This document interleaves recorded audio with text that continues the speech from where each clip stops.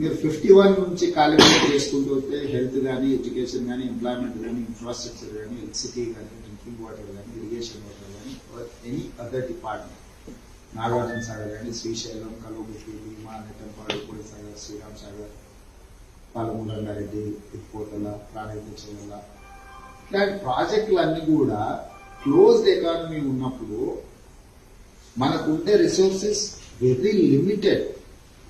ఆ limited resources నే saving చేసుకుంటూ గవర్నమెంట్ వితౌట్ లయబిలిటీ ప్రాజెక్టులన్నీ కట్టుకుంటూ వచ్చింది. ఓపెన్ ఎకానమీ అయిన తర్వాత ఇండియన్ ఎకానమీ పారామీటర్స్ మారిపోయింది. LPG liberalisation, privatisation and globalisation వచ్చిన తర్వాత మీకు ఎంప్లాయ్మెంట్స్ కానీ, ఎడ్యుకేషన్ కానీ, అదర్ అంటే నెక్స్ట్ లెవెల్లో డోర్స్ ఓపెన్ అయినాయి. Investments state or central economy మారిపోయింది, ఇన్కమ్ లెవెల్స్ మారిపోయింది. ఈ స్కేల్ మారినప్పుడు ఈ వచ్చిన ఏదైతే ఇన్కమ్ రిసోర్సెస్ ఉన్నాయో వీటిని ప్రాపర్ ప్లానింగ్ చేయడమే government. Plan, non plan. Non plan లేదు, శాలరీస్, మెయింటెనెన్స్ ఇవన్నీ. ప్లాన్ లో how to invest capital investment. Capital investment లో మేజర్ గా అంటే దేశం మొత్తం ఆధారపడ్డ ప్రొఫెషన్ వచ్చేసి వ్యవసాయం. వ్యవసాయం మీద ఆధారపడ్డ ప్రత్యక్షంగా పరోక్షంగా 70% జనాభా వ్యవసాయం. మీకు క్రైసిస్ వచ్చినప్పుడు, మీకు ఆర్థిక సంక్షోభం వచ్చినప్పుడు భారతదేశంలో దాని హిట్ ఏమి ఉండదు. మీకు అమెరికాలో మీకు వచ్చిన క్రైసిస్ ఏదైనా వస్తే మీకు కంట్రీ కొలాప్స్ అయిపోయే అవకాశం ఉంది. కానీ భారతదేశం లాంటి దేశంలో దీని ఇంపాక్ట్ వెరీ లెస్. ఎందుకంటే మనం అగ్రికల్చర్ మీదనే బేస్ అయి ఉంటున్నాం. భారత సిస్టమ్ లాగా నేను ఒడ్డు పండిస్తే ఇంకొక ఆయన ఇంకోటి పండించుండు, ఇంకో ఆయన కూరగాయలు పండించు. ఈ సిస్టమ్ లో ఏమైందంటే రెసిస్టెన్స్ వచ్చి తగిలేది తక్కువ. సో అప్పుడు గవర్నమెంట్ వచ్చిన బడ్జెట్ ని ప్రాపర్ గా యూటిలైజ్ చేస్తే, ఇన్ఫ్రాస్ట్రక్చర్ క్రియేట్ చేస్తే, అవసరమైన వాళ్ళకి కావాల్సిన వెసులుబాటు ఇవ్వగలిగినప్పుడు ఏ దేశమైనా ఏ రాష్ట్రమైనా ఆదాయంతో ఉంటుంది. కానీ తెలంగాణ ఇచ్చినప్పుడు 16,000 crores సర్ప్లస్ బడ్జెట్ వస్తుంది. ఈరోజు శాలరీస్ కోసం అప్పులు చేయాల్సిన పరిస్థితి వచ్చింది. అప్పులు చేసిన అప్పులకు కట్టాల్సిన మితికి మళ్ళీ అప్పు చేయాల్సి వస్తుంది. ఎవ్రీ మంత్ బాండ్స్ అన్ని తీసుకొచ్చి ఇంట్రెస్ట్లు కట్టాల్సి వస్తుంది. జస్ట్ 8 years లో, 60 సంవత్సరాలలో వీళ్ళందరూ కలిసి తీసుకొచ్చిన లయబిలిటీ 69,000 కోట్లు అయితే 8 ఏళ్లలో కేసీఆర్ గారు 5 లక్షల కోట్లు అప్పు చేశారు. సర్ప్లస్ స్టేట్ ఇన్కమ్ పెరిగి మరి 5 లక్షల కోట్లు ఖర్చు పెట్టినప్పుడు స్టేట్ ఇన్కమ్ కాకుండా అప్పులు అంటే బయట అప్పులు తెచ్చిన వాటిని ఈ క్యాపిటల్ ఇన్వెస్ట్మెంట్ అనేది జరగాలి. అప్పులు చేయడం తప్పు కాదు, కరెక్టే. దేనికి? క్యాపిటల్ ఇన్వెస్ట్మెంట్ కి అప్పు చేయొచ్చు. అంటే మనం ప్రాజెక్ట్ కట్టి ప్రాజెక్ట్ ద్వారా మనకు ఇన్కమ్ జనరేట్ అవుతుంది అనుకుంటే నువ్వు అప్పు చేయొచ్చు. లేదు ఇంకొక దాన్ని ఇన్వెస్ట్మెంట్ చేస్తే క్యాపిటల్ ఇన్వెస్ట్మెంట్ ఉంటుంది, అసెట్ ఉంటుంది కాబట్టి అసెట్ కోసం చేయొచ్చు. కానీ తెలంగాణలో అది జరగడం లేదు. ఎంత ప్యాషన్ తోని ఎంత తెలంగాణ తెచ్చుకోవాలని కొట్లాడుకున్నామో అది ఈగో సాటిస్ఫాక్షన్ కోసం తీసుకొచ్చిన సాధించుకున్న తెలంగాణ కాదు. తెలంగాణ అనే దాన్ని ఒక డిఫరెంట్ లెవెల్లో ట్రీట్ చేయడానికి కానీ డిఫరెంట్ లెవెల్కి ఎదగడానికి అవసరమైన అవకాశం ఇస్తుంది. Just because of KCR arrogance state అనేది పూర్తిగా దెబ్బతింటుంది. సో దాన్ని రివైవ్ చేసుకోవాలి అని అంటే ఏ పాలసీ అయినా మన దేశంలో రాజకీయానికి ముడిపడ్డ పాలసీని సిస్టంలో biggest influential or biggest policy maker is political system. Execution కానీ లేకపోతే మీకు జ్యుడిషియల్ కానీ మీడియా కానీ ఇక్కడ జరిగే దాని మీద డిపెండ్ అయ్యి యాన్సిలరీ యూనిట్ ఎట్టిందనే పనిచేస్తే తప్ప మేజర్ పాలసీ అనేది ఇక్కడనే జరగాలి. ఈ మేజర్ పాలసీలో ఎక్కువ పాపులేషన్ ఇన్వాల్వ్ అయి ఉన్న సెక్టర్ ని అనే దాన్ని ఇగ్నోర్ చేయడానికి లేదు.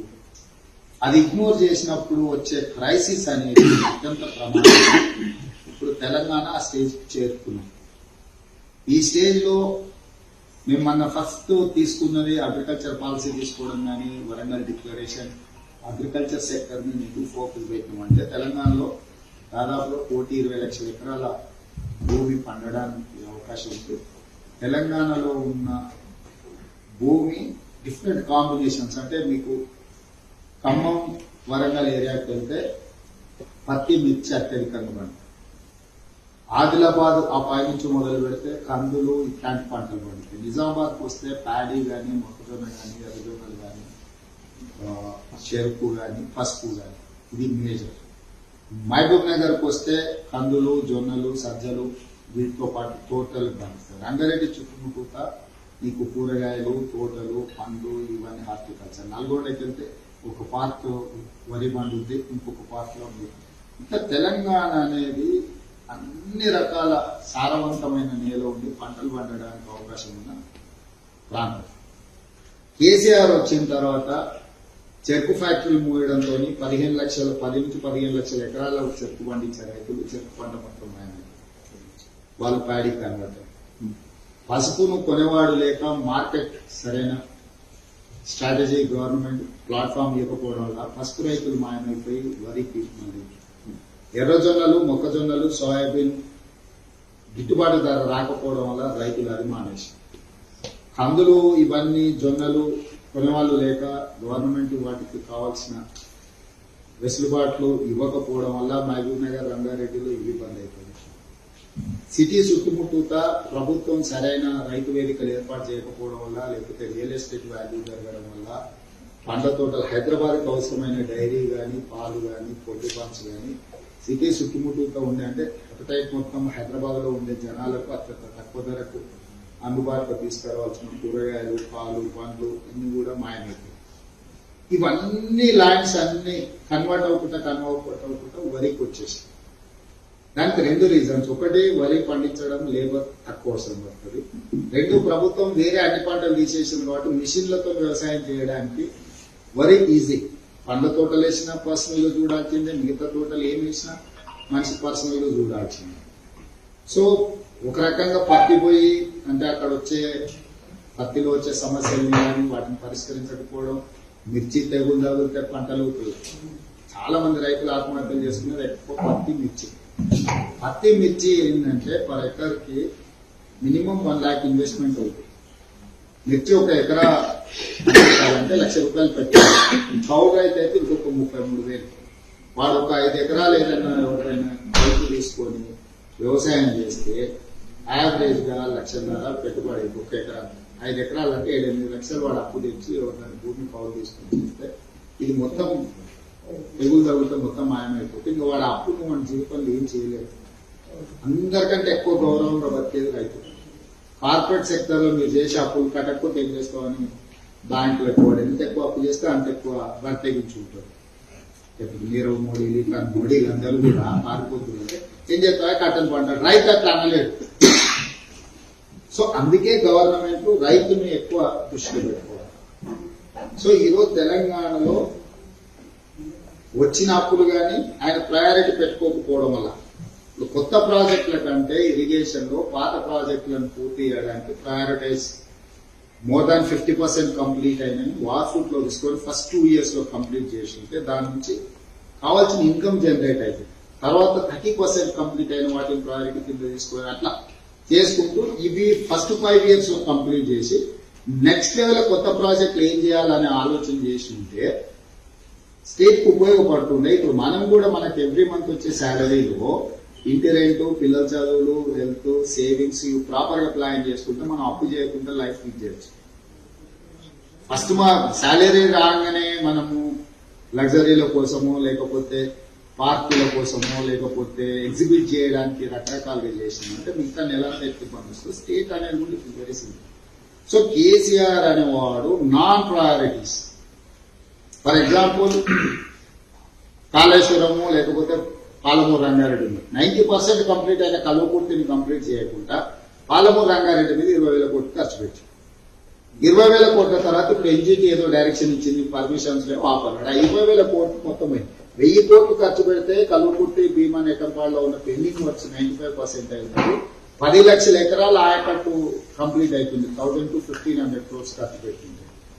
ఇక్కడ పాలమూరు రంగారెడ్డి మొత్తం ప్రాజెక్ట్ ఆయకట్టే 10 లక్షలు. ఆల్రెడీ 20,000 కోట్లు ఖర్చు పెట్టిండు. ఓ దగ్గర గుంతలో వెళ్ళు, ఓ దగ్గర కాలువలో వెళ్ళు, ఓ దగ్గర పంపు పెట్టిండు. ఇవన్నీ ఏది సింక్రనైజ్ కాదు. సేమ్ కాళేశ్వరం మీద 80,000 కోట్లు ఖర్చు పెట్టిండు. ఇప్పటి సో అక్కడ కొంత చేస్తే దేనికి కనెక్షన్ లేదు. నువ్వు పంపులు లిఫ్టులు పర్ఫెక్ట్ చేసుకొని దాన్ని లిఫ్ట్ చేసి రిజర్వాయర్లు పెట్టుకొని రిజర్వాయర్ల నుంచి నువ్వు కాలువలతో ఉంటే ఉపయోగం ఉండదు. ఆ పంపు పెట్టిండు ఇక్కడ కాలువలు, ఈ రెండింటి మధ్యలో ఉండాల్సిన బ్రిడ్జ్ అనేది బడ్జెట్ ఎక్కడ పోయిందని మీరు అంటే 1,30,000 కోట్లు ఇప్పటికి ఇరిగేషన్ లో పేమెంట్ చేసిండు కాంట్రాక్టర్స్. 1,30,000 కోట్లకు కూడా పనులు జరిగినాయి. ఓ దగ్గర గుడ్డ తోమిండు, ఓ దగ్గర బావి తోమిండి, ఇంకో దగ్గర మోటార్ పెట్టిండు. ఈ మూడింటికి ఏది కనెక్షన్ లేదు. సో ఇట్లాంటి non priority power projects for example market లో 2004 తర్వాత కాంగ్రెస్ యూపీఏ గవర్నమెంట్ వచ్చిన తర్వాత చైనా డెవలప్ కావడానికి ఇండియా డెవలప్ కాకపోవడానికి కారణం ఏంటని చూస్తే shortage of power. Industrial growth రావాలన్నా, ఇన్వెస్ట్మెంట్స్ రావాలన్నా 24/7 పవర్ ఉంటే ఇన్వెస్ట్మెంట్స్ వస్తాయని పాలసీ తీసుకొని పవర్ ప్రాజెక్ట్స్ మీద ప్రైవేటైజేషన్ అంటే ఓన్లీ గవర్నమెంటే కట్టారు. ప్రైవేట్ లో అందరికి అనుమతులు ఇవ్వడం కానీ కోల్ బ్లాక్ అలాట్మెంట్ చేయడం ఇవన్నీ చేయడంతో ఆ 10 years లో సరే ఆ కోల్ బ్లాక్స్ అలాట్మెంట్స్ లో సమ్ అలిగేషన్స్ వచ్చి ఇవన్నీ ఓవరాల్ గా చూస్తే చాలా మంది ప్రైవేట్ ప్లేయర్స్ వచ్చేసి పవర్ ప్రాజెక్ట్స్ విపరీతంగా కట్టింది. మన అవసరానికి కేసీఆర్ నేను 100తో పాటు పోకుండా పవర్ ఇస్తున్నా. తెలంగాణ గవర్నమెంట్ వచ్చినాక సింగిల్ మెగావాట్ కూడా రాష్ట్ర ప్రభుత్వం నిర్మించలేదు. మొత్తం తెలంగాణలో ఉన్న government solar power 1 megawatt. Total తెలంగాణలో state government owned solar power only 1 megawatt.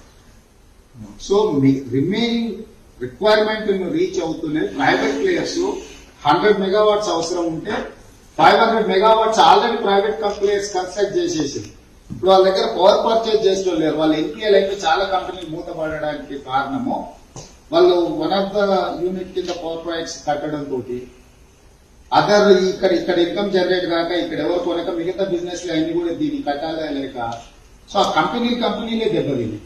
So per megawatt average గా 7 crores కన్స్ట్రక్షన్ కాస్ట్ ఉంటే 4 crores కి కట్టుకున్న కంపెనీలు అమ్మడానికి చాలా మంది రెడీగా ఉంది దాంట్లో నుంచి బయటపడడానికి.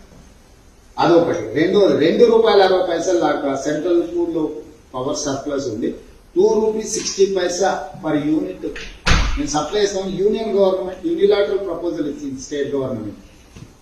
ఇది రెఫ్యూజ్ చేసి ఒక 6,000 మెగావాట్ల పవర్ ప్రాజెక్ట్ మేము కొత్తగా కడతామని టెండర్లు పిలిచి direct power finance corporation other corporations లో పోయి లోన్లు తీసుకొచ్చి నామినేషన్ బేసిస్ మీద వర్క్ చేసి టెండర్ ఇవ్వకుండా ఒక 50,000 కోట్లు టెండర్ల సింపుల్ గా ఇచ్చేసి ఇప్పుడు 30,000 కోట్లు ఖర్చు అయింది.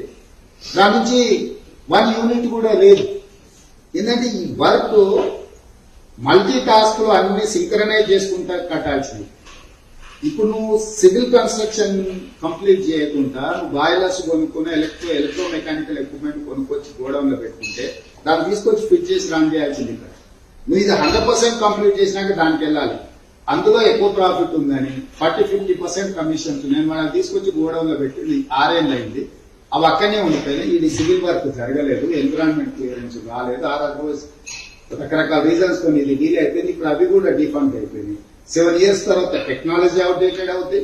నువ్వు ఇల్లు కట్టుకున్న వైర్లు కరెంటు లైట్లు ట్యూబ్లు తెచ్చి ఇట్లా పెట్టుకుని అసలు ఇల్లు పునాదులు తీయకపోతే అదేం చేసుకుంటావు. సో ఈ ప్రయారిటీస్ లో కేసీఆర్ గారు అండ్ టీమ్ ఎందులో ఈజీ మనీ ఉంది, ఎందులోకి వెళ్ళి మాకు సొంతానికి ఏమొస్తుంది అనే దాన్ని ఫస్ట్ అది పర్చేజ్ చేస్తుంది. హాయ్ ఫ్రెండ్స్, మా టుడే టుమారో యూట్యూబ్ ఛానల్ చూస్తున్నందుకు చాలా థ్యాంక్స్. మరిన్ని లేటెస్ట్ వీడియోస్ కోసం వెంటనే సబ్స్క్రైబ్ చేయండి. అలాగే ఈ బెల్ ని కూడా రింగ్ చేసేయండి. మా నోటిఫికేషన్స్ అన్ని మీ మొబైల్లో వస్తాయి. అలాగే మా వీడియోస్ మీకు నచ్చితే లైక్ చేయండి, షేర్ చేయండి, నచ్చకపోతే కామెంట్ చేయండి.